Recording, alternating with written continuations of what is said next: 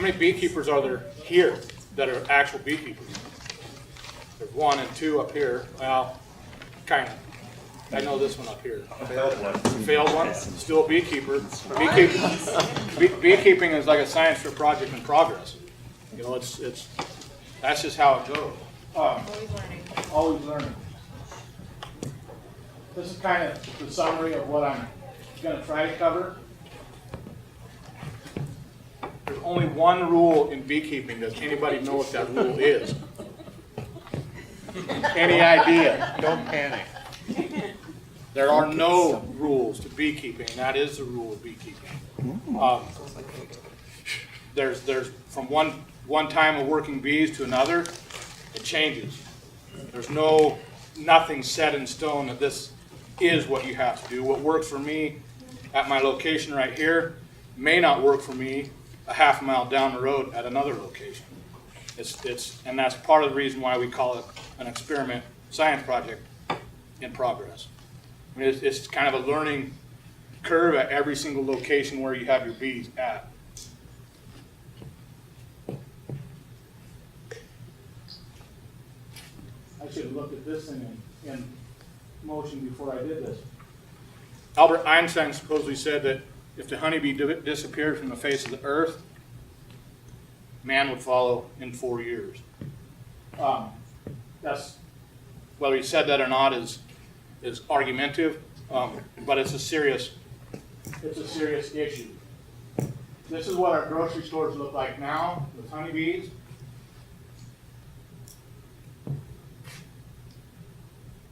This is what they would look like. Then would be our options without honeybees. We have some options, but as you can see, there's not a whole lot of options, and it's not just your fruits and vegetables, your breads, your dairy products. That's what our dairy shelf would look like if there wasn't honeybees. So the saying is every third bite or every third fork of food that we take is there because of honeybees.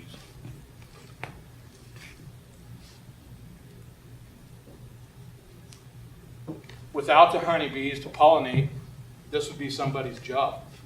Everything and anything that we do would have to be pollinated by hand, by somebody else, by us. Little brushes up there.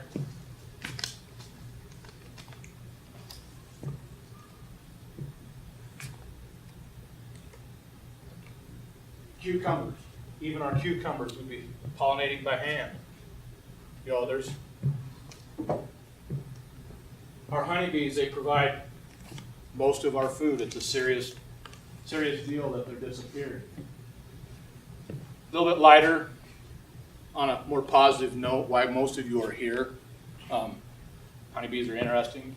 Pollination, different, the flowers, fruits. That's a reason to have honeybees for pollination. These are all reasons that I'm going over for pollinating honey. Most everybody, except for crazy me, thinks honey is sweet, good. And to me, Did you know it's that he does not like honey? I'm an oddity. I like honey before it's honeybees. I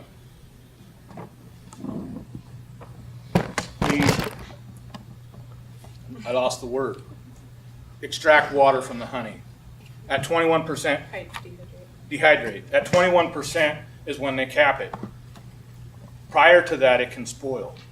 I like it before it's at that cap state. It has a different texture, different flavor. I don't like it after it's capped. But most people like honey.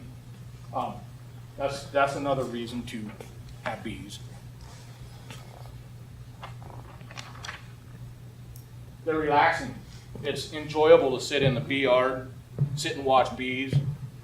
They have a calming effect on most people. Connecting with nature is another reason for some people to have bees. There again, it's that calming, relaxing sensation.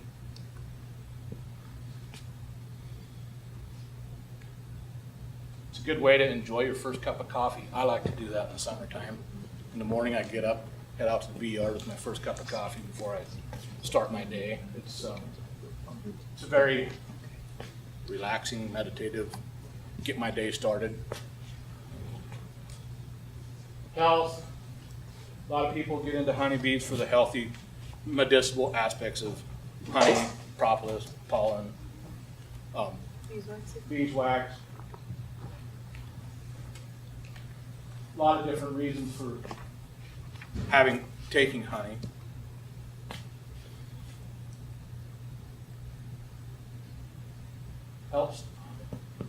Helping stop common class disorder, just helping the honeybee. Many different reasons for helping the honeybee, just having them around. In the early 1900s, 4% of Americans had honeybees in their backyard. 4% didn't. 4% didn't have. Today, only 4% of the population has honeybees. It's a huge, huge difference in our population. Our population has grown since then, but it's still skewed. Far more people had bees then than now.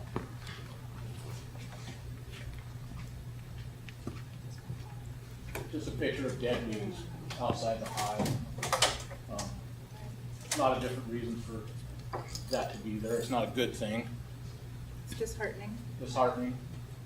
Another reason for having bees is strictly the learning experience. That's why I have bees. It's a continual learning, interesting. There's never something new to see when I go into my beehives. Never not something new.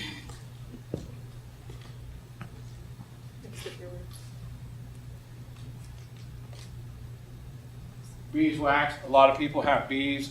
We've had a few customers come into our store that got into bees because they make products with beeswax. They use beeswax in different health remedies, candles, lip balms. There's all kinds of things you can make from byproducts of bees.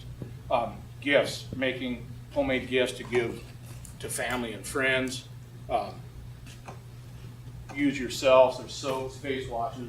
This is just a picture of gifts from bees, different items that you can use for bees.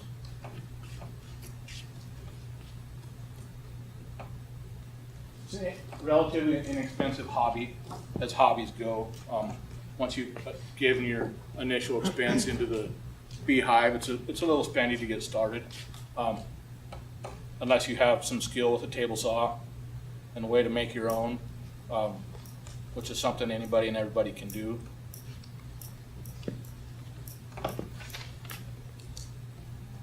It's a good family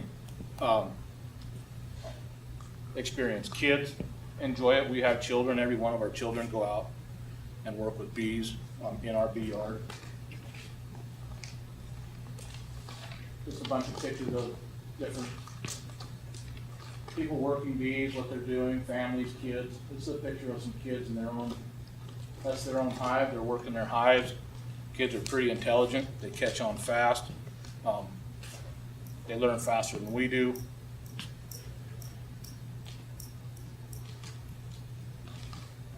It's another little boy working bees. You don't have to have, we've had many different customers come into the store. They like to get bees, but they don't want to wear that goofy suit.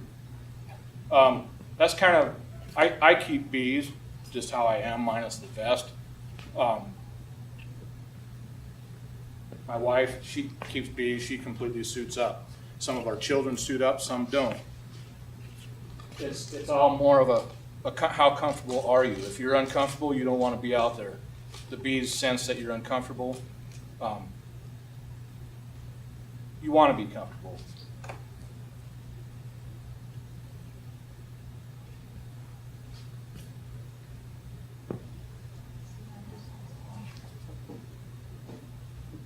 Even for those that are handicapped in some way, they can keep bees. There's different apparatuses you can see on that. They made it so the beehive can tip. It's got hinges on it. That gentleman can't do anything else. I mean, he's kind of restricted to where he can go, what he can do. They've had huge success with autistic people in bees. So bees can be for anybody and everybody.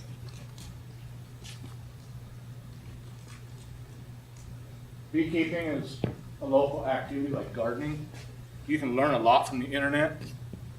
But a mentor, somebody who's local, somebody who has experience in your local area, it's best to attach yourself to somebody like that who can walk you through the bumps and learning curves. Basic bees. These are the 3 types of bees that are in your beehive. The worker bee, she's a female. Most of the bees in your hive are this bee. They're the worker bee. They do everything that's in there. From the minute they're born, they start cleaning cells to the time they die. They don't stop. They work themselves to death. The queen bee, her purpose in the hive is strictly to lay eggs. That's her only purpose. She doesn't feed herself. She has to be fed. She has to be taken care of. That's her only role in the beehive. She does not direct anything. She does not. Her sole purpose is to lay eggs. The next bee is a drone bee. It's the male bee, and they have one purpose. They don't participate to the hive at all. Their only purpose is to mate with a virgin queen. They get kicked out of the hive in the fall. They're not allowed in. They move around, and the reason being is because they don't produce anything no value to the hive other than if something was to happen to the queen, they need them around to mate with the virgin queen.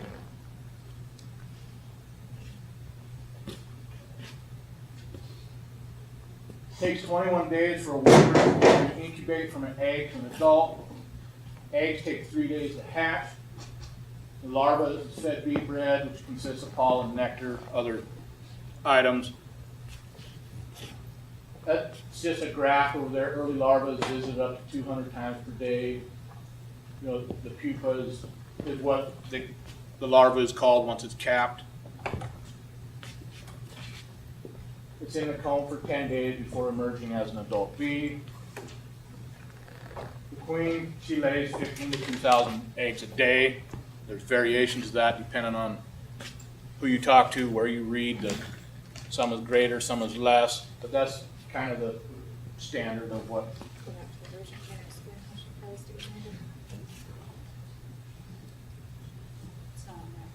A virgin queen, when she has to make a mating flight when she's first, before she starts laying eggs. It's one of the only times she flies. She hatches, and within a few days of her time, I think it's up to 10 days she has to fly on that mating flight. She mates once in her life. So she'll mate with several different drone bees. The semen from those bees, it's stored in her body, and that's kind of her life. Her lifespan depends on how well she's mated. When she starts running out of semen, her the larva pheromones in the hive go down. The worker bees start making new queen cells, and she then they kill her once the queen cells are getting close to hatch. And then this process starts again. She goes on a mating flight and starts all over. This is just a picture of the different cells, what you're going to be looking at. Worker cells down here in the bottom. They're the most common what you're going to see in the hive. That's the biggest, and you want that to see most of those. These bullet-shaped cells down at the bottom and off to the side, they're drone cells, and that's where you're going to see them on a frame, typical frame, unless you have a frame that's designed strictly for drone cells. Queen cells that are up there, that's something you don't really want to see in your hive. That means you either neglected it and they're overcrowded, or there's something wrong with the queen that you have and they're creating new queens. It's just a graph kind of the life span of a bee. They start out as a queen bee or a cleaning bee. They go to nurse bees, fanning, nectar moving, wax making, guard bees, and then foraging bees. They all have their spot in that hive. They're all necessary jobs that are filled. they end their life as a foraging bee, and what ends up happening is their wings give out and they crash somewhere, aren't able to make it to the hive, and die. So it's their body just wears out on them. That's what eventually kills them. Into the equipment. This is a drawing of all your basic equipment. Starts out with a hive stand, and that's kind of a hobby beekeeper. You don't see them on commercial beekeeping stands. They start out either on pallets or a bottom board. Then you have your hive bodies, which are most of the time they're either called brood chambers or deeps.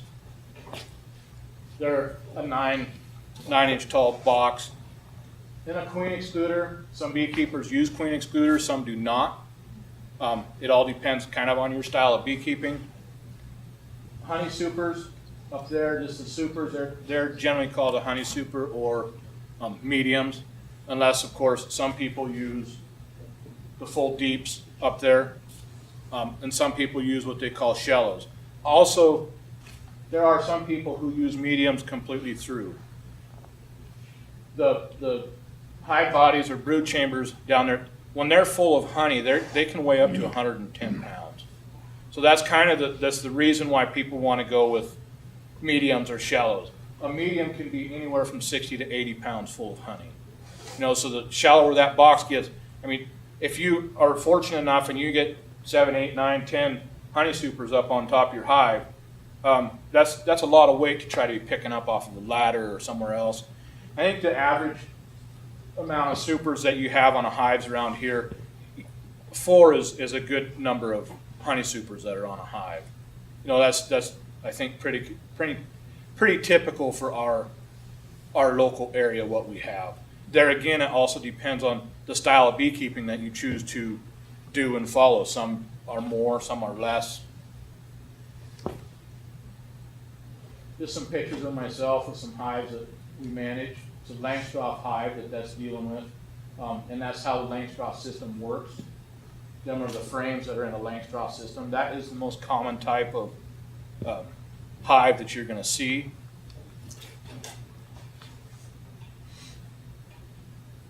This is a top bar hive. I don't know how many of you guys have stopped down by our booth down there. We have a top bar hive down there also. This is called a Kenyan top bar hive, and they're a different style of beekeeping. All the bars are on top. Any advantages to that type? The advantages to that type, it's low down. The bars are, you're pulling one bar out at a time. Who asked the question? You did. The bars at one at a time, you can lift them up and inspect them. Part of it is you're not interrupting the whole hive. When you're just one frame at a time, it's supposed to be easier. I haven't had any experience with that top bar hive, but from what I understand, they can attach the comb to the side of the walls, which makes it's not so easy to get out. In the wintertime, as far as winterizing, your bees generally start out in the middle of the hive on that, and they're going to eat one direction or the other. Honey, once they get to the end, that's it. They're not going to turn around and go back the other direction. So you might have half your hive still full of honey, and they can starve. You can try to move it to the other side of it.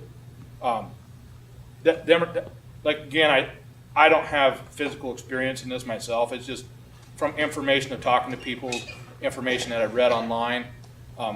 This year we hope to experiment. We're going to have one of these hives ourselves. One of the reasons for having it, they build all their own wax. People feel that the people who use it feel that it's more natural. You can do the same thing with a Langstroth hive. Just don't put the foundation in there, let them build their comb. The other thing I don't have a whole lot of pros to that kind of hive. I've never been able to visit with somebody who is an avid top bar hive person to be able to give me any kind of feedback on why you would go that way versus It's just another hive out there. We have had a lot of people request them at our store, and that's the reason I made the one that I made. And most of those people, they just want to try it. They don't have an individual reason as to why to do it. That's what the top bars would look like, upside down on a top bar hive. And Warre hives run on the same type of principle. A Warre hive is the next set of hives. A Warre hive is square, and that's generally what you see. They generally have a roof on them. They have a quilt box on top of them. It's all part of the design that they use. But you can have a Langstroth hive that has, they call that a garden style roof on there. Sometimes you see them in copper, otherwise cedar. And there again, I don't have a whole lot of experience with a Warre hive. Last year we did try to get a Warre hive going twice. Both times it failed. And I don't believe that was because of the Warre hive. That's just how it happened to go together. Another picture of a Warre hive. And as you can see, this gentleman here, he doesn't have, he's just enjoying the bees. No, you don't have to gear yourself up to enjoy your bees. Unless you're scared of them. Unless you're scared of them. My wife would just as soon not ever go by the bees without her suit on, yet she enjoys the bees. So it's I go by them without a suit That on, was- I just don't work them.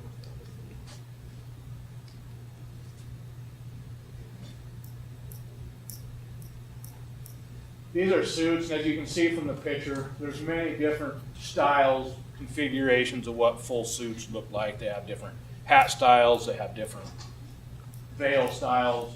The clothing, the color of the suits themselves are many times different colors. They have yellow, green, orange. Most of them you're going to see though are white. When you're first starting out with bees, even if you decide not to have protective gear, you're going to try to keep bees without the gear. If you're somebody who's a little bit crazy like I am, at least get a hat and veil. The worst thing that can happen to you is you go out to your bee yard and you get stung on the face and they attack your face. Bees, when they sting, they put off an attack pheromone, and it attracts the other bees to attack. I experimented that with my very first time of working with bees. I went to pick up my bees from the gentleman that I bought them from, and of course I wanted to go through them bees myself. Asked him if I could. He said sure. He was an old Russian man and kept bees all his life. He didn't wear anything, and I had the suit, everything there, and I thought, you know what, I'm going to start right now. I'm not going to put this suit on. This is how I decided I wanted to do bees. I went out there, looked at the frame. He started jabbering away in Russian, pointing at my fingers. I had 4 bees stinging my hand. I hadn't noticed them yet. I went, put it in the hive, and I got about 8 inches from the hive, and that hive exploded and covered my arms with bees. I brushed them off, and as fast as I brushed them off, they just covered it. That was that attack pheromone. I had to walk away brushing bees off. That's the only time that's ever happened to me. But it does happen, and he did not have a smoker lid in that yard. He was smoking a cigarette, and he was trying to blow that smoke on my arm to get the bees to go off. That's not an adequate way of getting the bees to stop stinging. So I always encourage people, at least have your smoker going in your yard. I also don't, I don't use smoke much. I use a sugar spray, water sugar spray that I spritz my bees with. I find that when I use smoke, I smoke the hive. My hive gets a little agitated. That it takes them a while to calm down. So I just try to use sugar water. I work my bees like this. My bees are fairly docile. Every now and again they get agitated.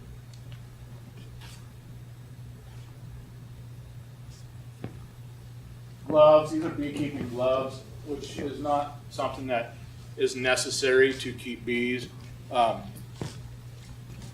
Surgical gloves, that's what my wife Lisa, that's what she wears. Not that you won't get stung through them. but they're prick resistant, and you can still feel with them. It's hard to feel what's going on with a pair of beekeeping gloves. And having those on doesn't mean that you're not going to get stung. Because there are times they can sting you through the leather or the side of them gloves. It's just something that doesn't happen very often. And that's another thing. If you're keeping bees, honeybees, you're going to get stung. It doesn't matter how much protective gear you have on. You are going to get stung. It's just it just comes with being a beekeeper. That's surgical gloves. If you're allergic to bees, you might want to just buy your honey from somebody else.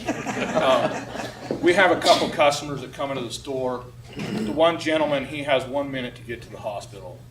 And he has we have suits at the store that are three-ply vented suits. And you're less likely to get stung through it. But if you're allergic to it, why mess with, you're talking about dying. It's not, messing with honeybees isn't worth dying over. Oh, that was a smoker.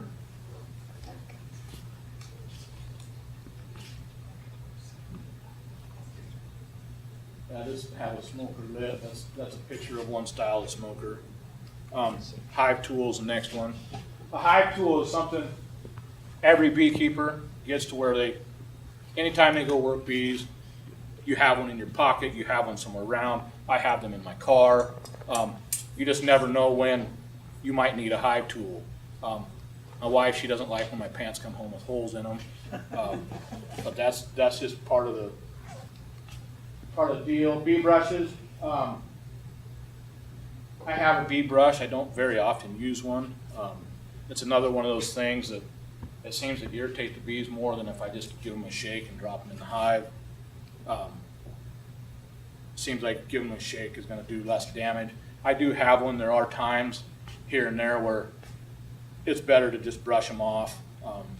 Might damage a queen cell that I'm trying to save, or the larva. There is a time and place for it.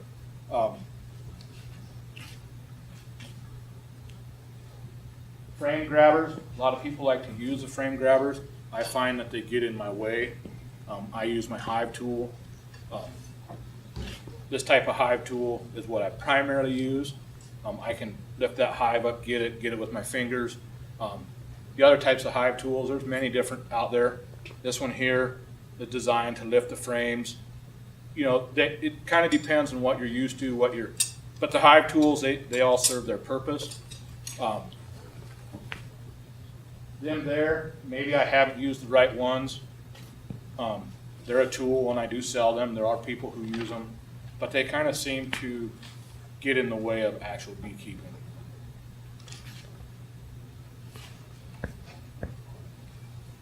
How do I get started? It's kind of an overview. I guess at this point I'm kind of over my, gone through my presentation more. I'm getting started with bees. You have to order package bees in February. Most suppliers, you have to have your order in by March 1st. So if you're interested in getting bees yet this year, the package option is over. But nucleus colonies are available almost most of the summer season. You can find somebody that has a nucleus colony. A nucleus colony is 3 to 5 frames of bees, depending on who's selling it, what they're selling. Generally, if it's a 5-frame nuke that you're getting, 3 of the frames have bees, larvae, and brood on it. The other 2 frames have honey, pollen, that on it. So that's if you can get a 5-frame nuke, that's going to be the best way that you can get the nuke. And that also is the best way to get bees. It has the larva, the brood, the nectar, the pollen, all stages of everything in that hive. The queen is their queen. They don't have to be adjusting to a new queen. They don't have to accept the queen. With a package of bees, they have to accept that queen. She comes in a little cage that generally has a candy plug that you open up to the bees once you install them in your hive. And that package or the queen itself, they may not accept her. They may, kill her right off the get-go. There's a lot of different things that can happen to that queen in a package. But on the flip side of that, packages are the easiest type way to get into bees. It's rather, a lot of people that raise nucleus colonies and have them for sale, most of the people around here that I know are sold out for the season already. We have 50 packages or nucleus colonies coming to our store in April. I just lined those up with a guy on the other side of the mountain. So they're hard to come by. If you know somebody that has bees and can make a split for you, that's another option to get bees. There used to be a supplier, I think in Paulson. Is he still Western there? Bee. Western Bee does the same thing. They supply packages. Western Bee's main thing is they sell woodenware. So they manufacture woodenware. And they do sell some bee supplies there. And then in the spring, they go get 600 packages of bees. That's all they get, one trailer load. And they are normally sold out within 8 days of them. Once they open up, Murdoch's also sells packages of bees. And then we sell packages of bees. Both Murdoch's and myself, we got cut off the third week of February early. Washington had that's where I get my bees from, is Washington. They don't send their bees to California. And our theory is that they're closer to being to our climate. They're climatized, our bees, that's why we use them. But they had a lot of bees die off, and they didn't tell me why they died off. They just weren't able to get their bees. But I also know that California had tons of flooding. Hives were floating in water. I mean, they just had a terrible year there this year with bees. And I know Murdoch's gets their bees from a bee supplier in Utah, and their bees come from California, and they were cut off because of the shortage of bees there. So this year is going to be kind of hard, I think, no matter what, to get bees. I know another gentleman that used to supply nucleus colonies to people here in town. He shipped his bees out, and I haven't talked to him yet myself, but it sounds like he lost all his bees. They got sprayed wherever he had them. If you have 50 more nucleus colonies coming in April, is there a way, are they already pre-sold, or is there a way we could sign up for one? We have a sign up list. Okay. Down when we're done here, we can go down and put your name on the list for getting a nucleus colony. They're going quick. They are going quick. But it's possible that we can get the guy to get us some more too. I have to call him on Friday to find out how many I'm getting and what the price is. And you're getting them from Spokane?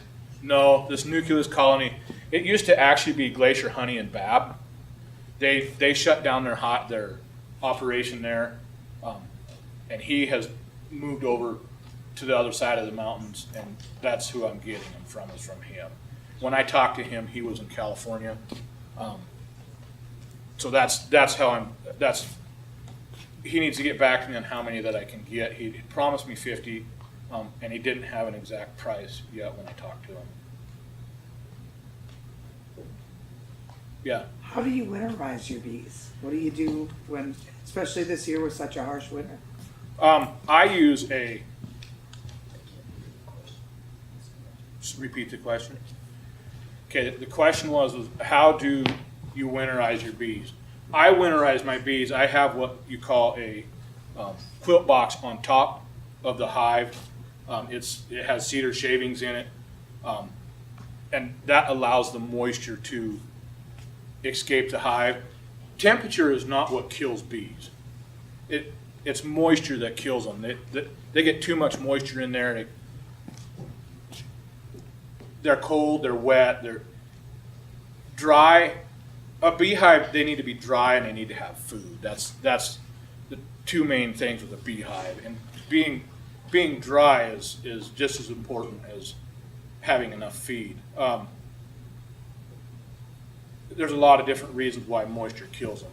Sickness. it condensates on the top of the hive, drips down on them, so they can drown out that way. Any other questions concerning? Go ahead. Does a hive have to stay in one location, or can you move it around? You can move it around. I mean, the commercial guys move it around. It's not the best thing for the beehive. You know, it's less stress on the bees if their home is just left where it's at. But yeah, you can move them. I mean, when you're people who run mating yards, different yards, they move bees back and forth from one yard to the next to get one for breeding purposes. They want, and another thing, they make splits. Some people move the split that they make, they move it someplace else, so don't join back up with the existing hive. So you can move them. That's not a problem. How do you pick their home? Like, you're gonna put it in your yard and have your own bees. How do you pick that spot? How do you pick the spot that the bees, you put the bees in? Yeah. One thing is you want morning sun. You want them to get morning sun. The sun gives them going right away. Depending on climate and where you're at, some places you want some dappled, sunlight where they have some shade so they don't get too hot. I haven't experienced that it gets too hot here that they need to be in shade. But most definitely you want them to have sunlight, especially morning sunlight. Other than that, to pick your spot, there's not really, they forage in a 3.5 mile radius around the hive, so to have them next to your garden, that's not necessary. To have them, one of the things that you want water fairly close to the hive. If you don't have any water, if you live in town and you don't have any water close to them and your neighbor has a swimming pool next door or a hot tub next door, that's where your bees are going to congregate, and your neighbors aren't going to be real happy with you. How much water are you talking about? Just a continuous supply of water. So you could have like a bird feeder, for example, in your yard. Yep. Constantly full will be enough. Out in my bee yard, I don't have any water around my bee yard. I just have a couple 5-gallon buckets that I keep full of water with some pieces of wood floating in there, so that they have something to land on and get that water. Oh, wow. If you use a bird bath, Yeah. if you put rocks or dried grass twists or something, so the bees have something to land on without drowning. Yeah. Because they come to the top of the water, not the sides. Yeah, they need to have something to land on, something, you don't want to drown them. Water sources they need to have water, and they use the water to, drink, cool themselves off with as part of how they cool the hive. There's a lot of different reasons why water is going into that hive. Is there any reason why livestock troughs would not work? Nope, work just fine. Okay. Just make sure you have something, throw something in there that For them to land on? for them to land on. I've been to many different farmers' yards and looked at bees that have just a chunk of wood in their horse trough, and that just gives the bees something to, land on, so they don't drown. They can pull themselves out of. What type of bees have you found that you like the best? Production as well as aggressiveness, or which ones do you sell as well? We have sold Italians and Carniolans. I use that term loosely because our bees around, they're pretty well inbred. There is a difference. Your Italians are a lighter colored bee, and we have lighter colored bees. We call them our blondies in our yard. We also have a little bit darker ones that are the Carniolans. And then the Russian bees, they're a darker bee. But most of what I have in my yard is a nut bee. They're just a lot of it has come from feral hives or collecting swarms. And I'm trying to raise northern hardy bees. I don't do a whole lot with my bees in the wintertime. If they die, I figure they're weaker genetics.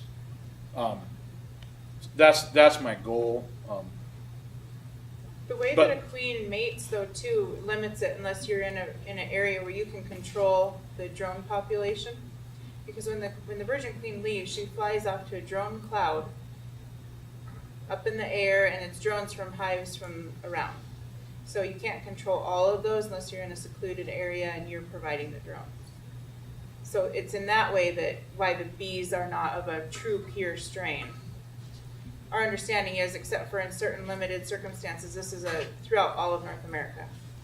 There's certain limited people who are breeding on islands or certain places where they get a true breed, but otherwise, we call them by this, but they're not strictly, truly Carniolan or Italian or Russian. This is something you don't want to see. This is not a,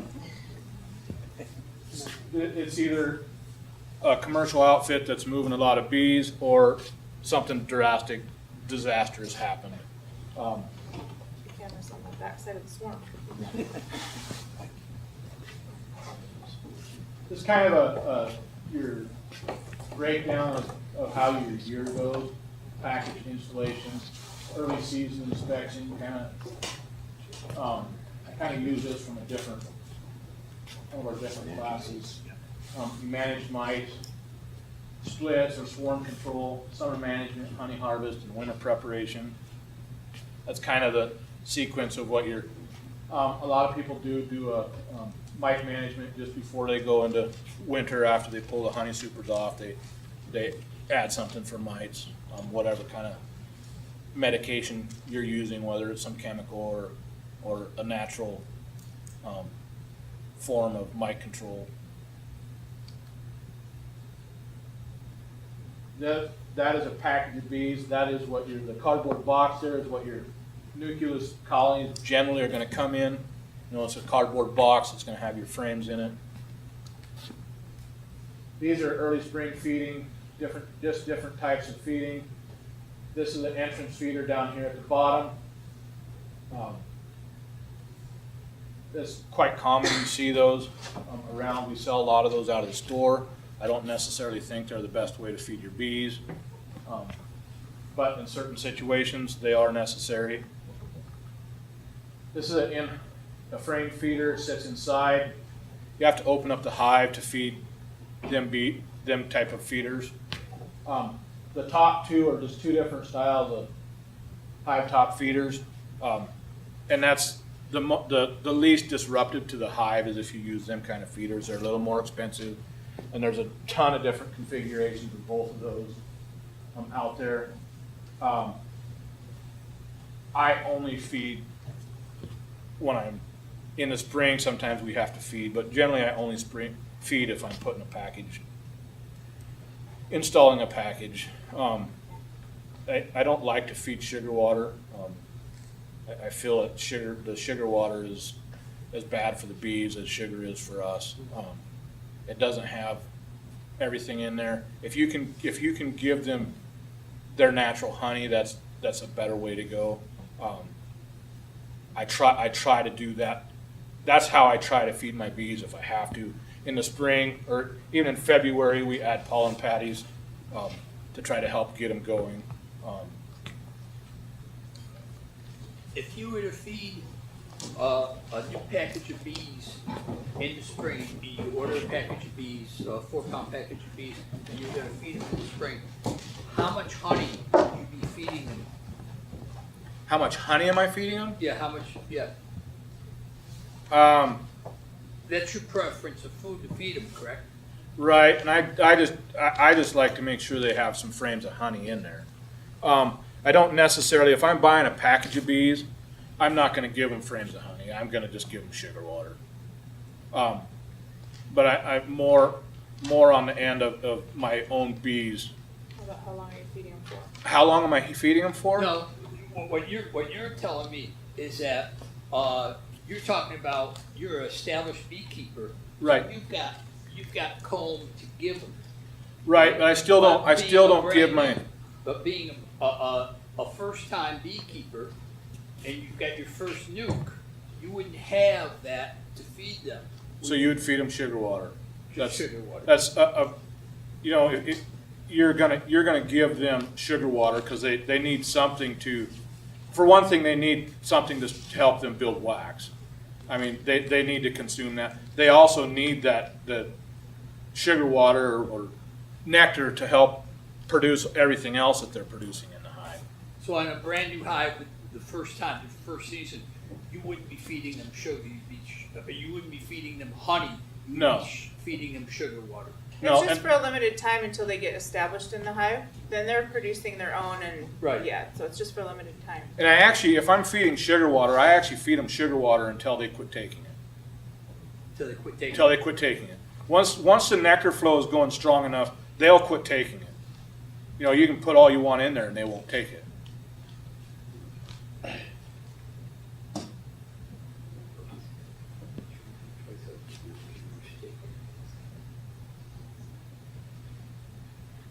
This is a picture of winter hives. These are my hives. That's how. I have this picture here. That's the heat coming from that hive. That's the heat that hive is producing. You know, they keep that center ball of that hive, the cluster, right around 83 degrees. You know, so they're generating some heat.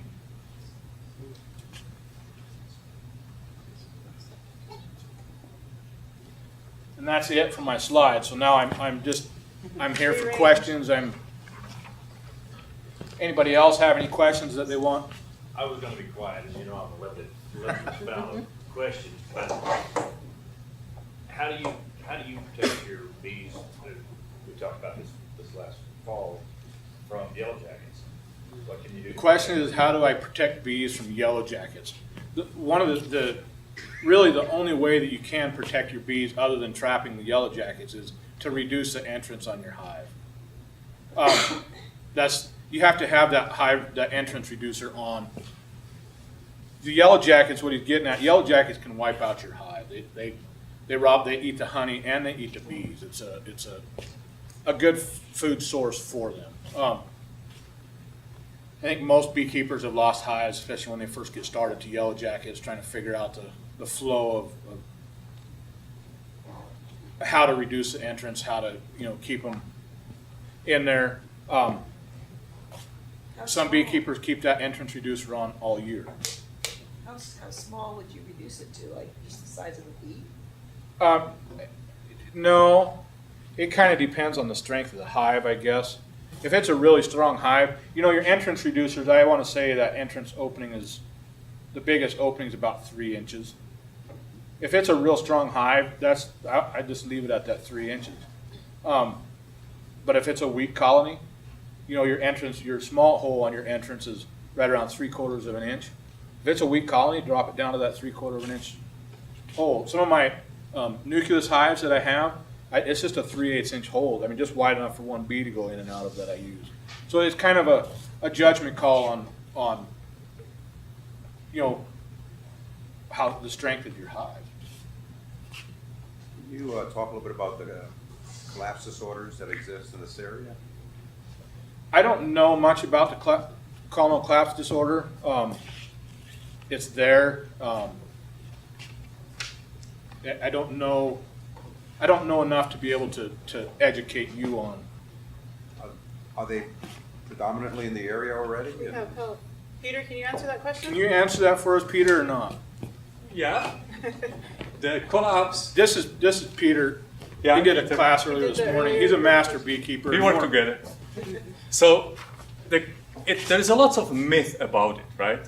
Commercial beekeepers talk about it a lot. And I work with scientists and I kind of talk to them. Interesting is that people who do research it, they never seen it. But you have all these commercial beekeepers saying, oh, I lost 500 hives. Now think about it. If I'm a commercial beekeeper and if I have some disease, am I gonna say, well, all my hives died because of the American fall brood? Or, Jesus, all my hives disappeared. Just think what's in their best interest. But I'm not saying that happening, but it's kind of puzzle. There is definitely bees dying, and we are not helping with pesticides and genetically modified food and feeding them sugar and basically using the bees as a means of money, right? Like, it's not helping. And I already talked about this morning, there's commercial beekeepers and backyard beekeepers. And what you are doing here is great. If you learn and you work, you will do well. But I think that collapse disorder, I think it's a big myth. overall. It is probably happening, Can but it be identified, and is there, well, the whole idea is one day you come to the hive and you have a really great hive. Next day you come and they are all gone. And they leave all the brood and larvae and everything in there, which bees never do. So many scientists are confused. There's a huge research centers all over Canada and US, and they kind of like, I don't know, like it's puzzling. I can talk about it for a long time, Yeah. but this is not my presentation. It's colon collapse disorders, like you said, they It's not- haven't been able to, this is what causes it, or this is what it's from. And like you said, there's a lot of different, it's too vast of I don't know anything about it. And it's I don't know if, like you said, it's Some of the newer stuff is suggesting, like Peter said, it's not of its own thing. It's pesticide. It's a combination of other factors. Pesticides being huge on there. Management of bees is in there too. The breeding behind the bees. I mean, it's very all-encompassing of what bees are as we know it now. And a lot of it has added to this pile that creates a bigger problem. Each little small piece adds up to a big issue. I can add a little bit to it, and then I'm. The newest thing which happened last year is that they did the research, and so basically in the beehive we have lots of chemicals in it. Beekeepers put chemicals in it. Bees bring chemicals in there from all the environment, and it's a soup of incredibly bad environment, right? So what they found out now is the same chemicals which are affecting our kids. And you probably heard about attention disorder, right? The kids cannot focus, they just whatever. They found the same with bees. And they think, well, maybe what's happening is that bees just lose it and they just go and fly and they die. And they really found some link between attention disorder and what's happening with bees. There's incredible footage where the bee lands on the sunflower, and if it's an organically grown sunflower, bees go very systematically, right? They go seed by seed, get it, next bee comes, somehow they communicate, she continues exactly the same. If it is a Monsanto sunflower or something, the bees land on it, and right away you see they are covered with pollen. They want to get rid of it, but they can't. And it's incredibly bad pattern. Well, they bring this pollen to the bees, they eat it, and we don't know. They feed it to babies, whatever. That's it. That's all.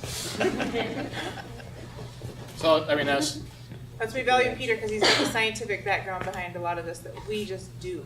We don't necessarily understand the science. how do you deal with mites? mites are a big.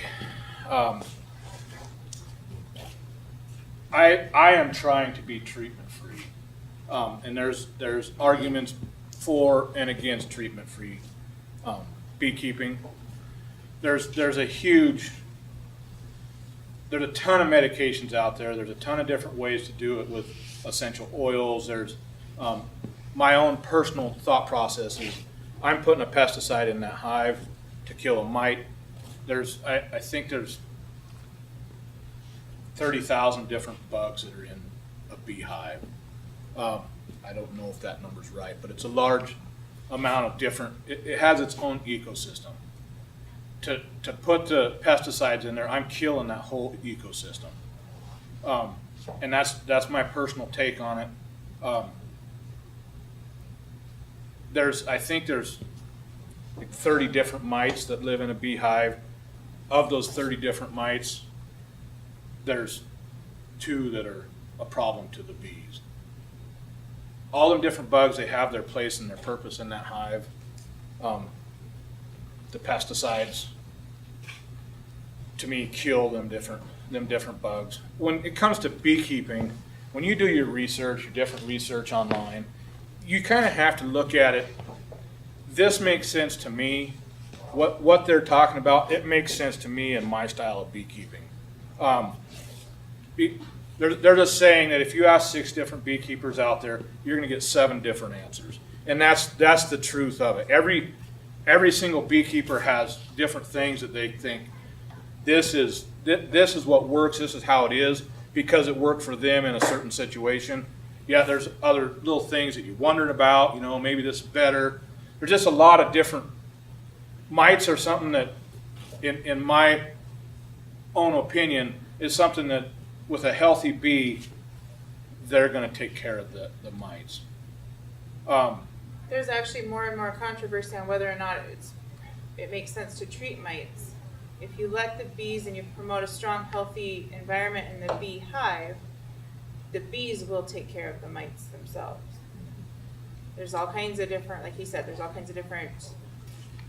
It's one of those Ideas and deals to opinions say on it. there's too much controversy out there on mite control to say that this is how it has, for me to say that this is how it has to be. I think when it comes to mites, I'll tell you what I do, how I do it.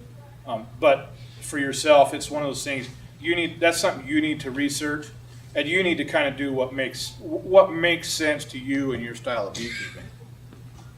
You got a question back there earlier? I guess it's a little bit more of a statement in that the bees and the health of them, they are a microcosm for the macrocosm of humanity and the rest of the planet too, and the ability to have a sustainable life. And so the sequela of things that are leading to the decrease of bees, and seeing that connection to the other sequela of things that are leading to the dis-ease, the rampant dis-ease that's growing in our communities and our people. It's very important to look at that. And you had mentioned it's one thing and one thing adding up, and they are. And those things are all really important to look at. Yep. As opposed to, I don't know what it is. Because those very little things that make up the base of our paradigm and culture are the similar things that are causing the destruction of the animals and the plants on this planet. And we need to be able to look at those little things that we can change, you know, and that we can attend to. And it's holistic living. Yep. That's just returning back to the holistic paradigm. So it's important to realize that connection. Yeah. Any other questions or? So the last picture you had here on the left there, that super that you had on top, was that your shavings for the winter time? The winter hive, yeah.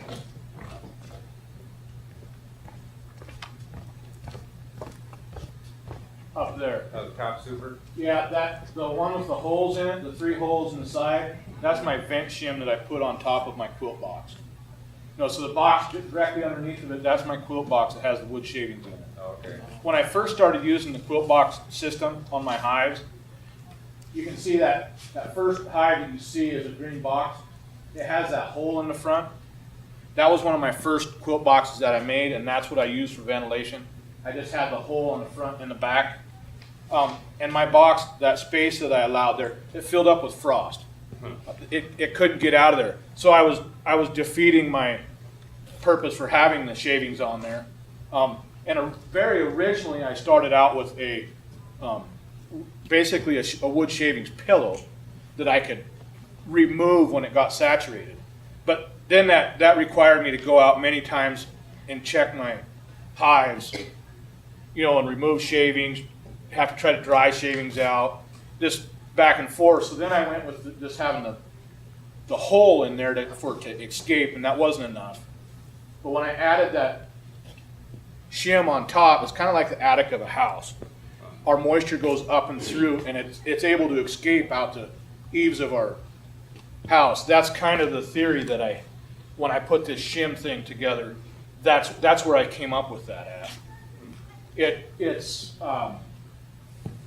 once I did that, I had no more. I might at different times when I've been out there have a 1/4 inch of frost right above the cluster of the bees, right in the center, and then I store my inner cover on top of that, and I gain a little bit of frost on the inner cover. Other than that, there's no.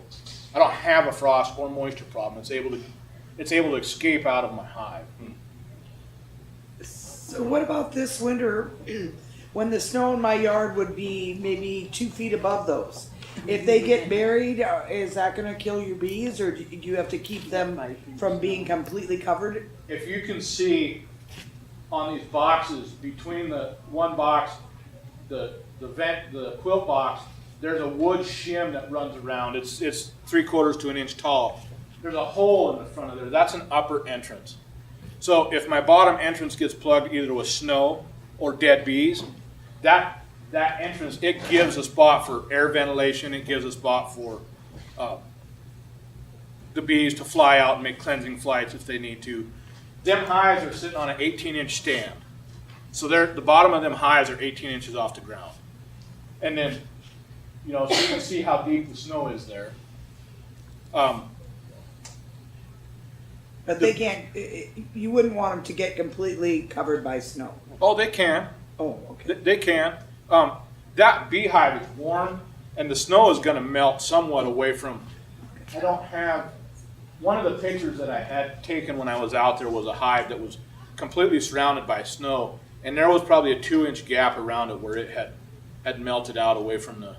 Gotcha. They put off a lot of heat. And that would insulate them, actually. Yeah, it helps. It would Yeah. keep, at least make a wind barrier so that they're. Any other? Go ahead. How about bears? Bears are a concern around here.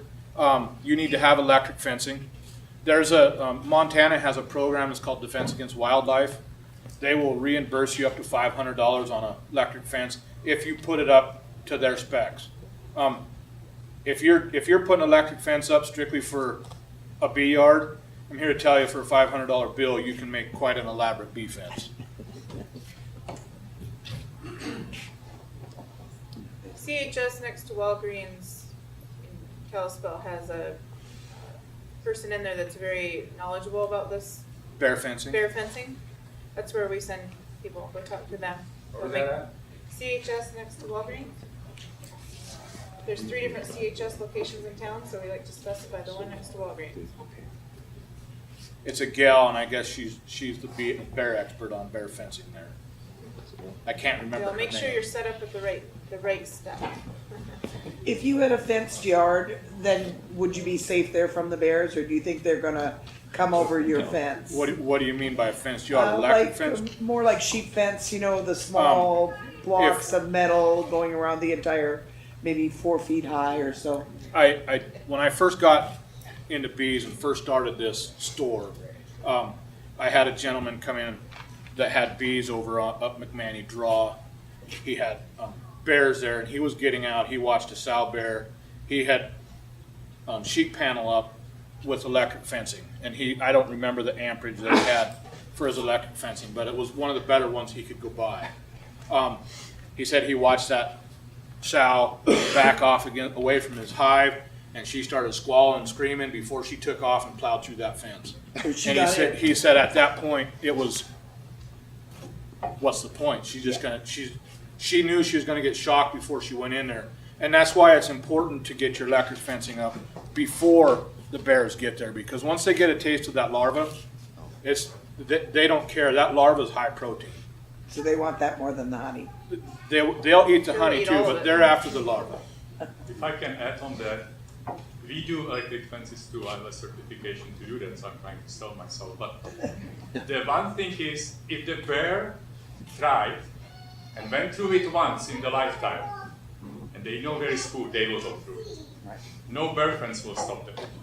So Prevention. If you're gonna Do get it right the bees first and you time. have the possibility of bears, get the fence up before you get to bees, because if they get in there before